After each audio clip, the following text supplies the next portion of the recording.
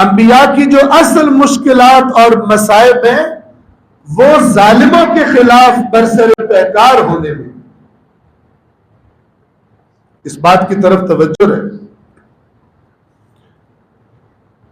تو فرمایا ان کے اعمال، یعنی اگر کس بات کی طرف آپ کی توجہ کروانا چاہتا ہوں آج، کہ اگر یہ مسلمان ہیں تبھی ان کے اعمال کوئی ویلیو رکھتے ہیں، تو اگر یہ عدل و انصاف کی تحریک کے خلاف اٹھ کر کھڑے ہو جائیں، یعنی خود ظالموں والی سائڈ پر کھڑے ہوں، تو وہ جو نیک اعمال کر رہے ہیں وہ بھی خدا ان کے منہ پہ مارے گا۔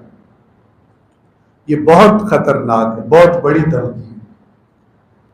لہذا بعض دفعہ آپ دیکھتے ہیں قوم کے پیسوں کے، ان کے ٹیکسوں سے جو حج اور عمرے کر رہے ہوتے ہیں اور جن کے لیے کعبے کے دروازے کھول رہے ہوتے ہیں، اصل میں اللہ کی لعنت کے دروازے کھول رہے ہوتے ہیں۔ کعبہ کھلنے سے اللہ کے ہاں انسان کے اعمال بدکاریاں تبدیل نہیں ہوتی۔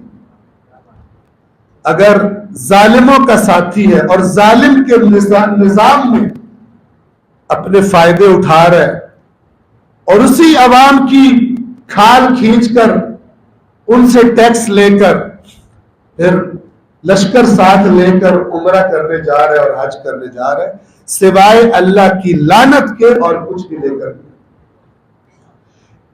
اس معاملے کو بہت ساری چیزیں پوائنٹ آؤٹ کرتی ہیں۔ آپ نے سنا ہوگا کتنے قاری قرآن ہیں، وہ قرآن تلاوت کر رہے ہوتے ہیں، قرآن ان پہ لعنت کر رہا ہوتا ہے۔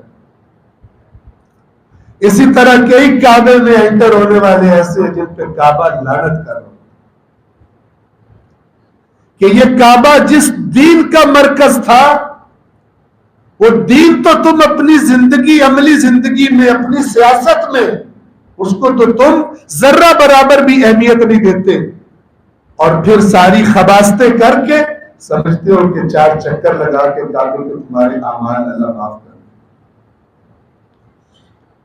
اگر تمہارے معاشرے میں ظالمانہ نظام کے خلاف کوئی اٹھ کے کھڑا ہو جائے تم اس کی جان کے دشمن بن جاتے۔ اللہ نے بنی اسرائیل کے بارے میں یہ فرمایا فَفَرِيقًا كَذَّبْتُمْ وَفَرِيقًا تَقْتُلُونَ، ایک گروہ کو تم جھٹلاتے اور دوسرے کو قتل کرتے، یعنی تمہارا جھٹلاتے تو تم حتمن ہو، لیکن اگر تمہارا بس چل جائے تو تم قتل کرنے سے بھی باز نہیں ہو۔ کن کو؟ اللہ کے نبیوں کو۔